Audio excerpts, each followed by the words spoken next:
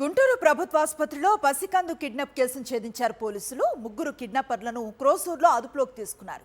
ఈరోజు జీజీహెచ్కు వచ్చిన కొందరు చిన్నారి తల్లి నసీమాతో మాటలు కలిపారు. ఓ మహిళ తన భర్తకు చూపిస్తానంటూ చిన్నారిని తీసుకువెళ్లింది. బాధితుల ఫిర్యాదుతో రంగంలోకి దిగిన పోలీసులు సీసీటీవీ ఫుటేజ్ ఆధారంగా గాలింపును ప్రారంభించారు. క్రోసూరు వద్ద నిందితులను అదుపులోకి తీసుకున్న పోలీసులు చిన్నారిని తల్లికి అప్పగించారు.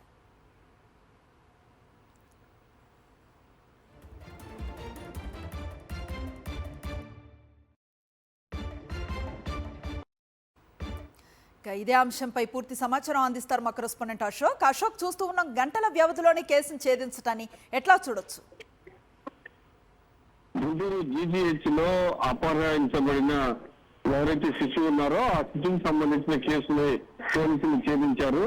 పూర్తిగా మొదట ఏదైతే జీజీహెచ్ లో కెమెరాలు సీసీ కెమెరాలు ఉన్నాయో ఆ సీసీ కెమెరాల ద్వారా ఎవరైతే అపహరించారో అవన్నీ ఐడెంటిఫై చేయడం జరిగింది. దాని తర్వాత వీళ్ళు ఒక ఆటో ఎక్కి అపహరించిన మహిళతో పాటు మరొక నలుగురు ఆటో ఎక్కి వెళ్ళడం జరిగింది. అది సీసీ కెమెరాలో చాలా స్పష్టంగా రికార్డ్ అయింది. ఆ ఆటో నెంబర్ ద్వారా బస్ స్టాండ్ కి చేరుకున్నారు. అక్కడ కొంతమందిని వెరిఫై చేశారు. వాళ్ళు కోసూరు వైపుకి వెళ్ళినట్లు కూడా కొంత సమాచారం తీసుకోవడం జరిగింది. కోసూరు వైపుకి వెళ్లి అక్కడ పూర్తి స్థాయిలో బందోబస్తు ఏర్పాటు చేశారు. పూర్తిగా వాహనాలు తనిఖీ చేస్తూ ఉండగా కోసూరు మండలం కోనూరు వద్ద ఆటోలో వెళ్తున్న వీరిని గుర్తించడం జరిగింది. పూర్తిగా పోలీసులు వెంటనే వీళ్ళని అదుపులోకి తీసుకున్నారు.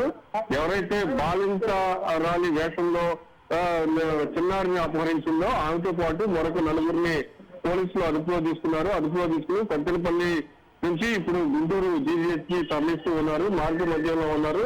ఖచ్చితంగా ఉద్దేశపూర్వకంగానే ఒక పథకం ప్రకారమే శిశువుని అపహరించారని కూడా పోలీసులు నిర్ధారణకు వచ్చారు. పూర్తి స్థాయిలో వీళ్ళైతే విచారిస్తున్నారు. ఇంకా మరొక అరగంటలో గుంటూరుకు ఆ శిశువుని చిన్నారిని తీసుకొచ్చే అవకాశం అయితే చాలా స్పష్టంగా కనిపిస్తుంది Anusri. Right, thank you Ashok.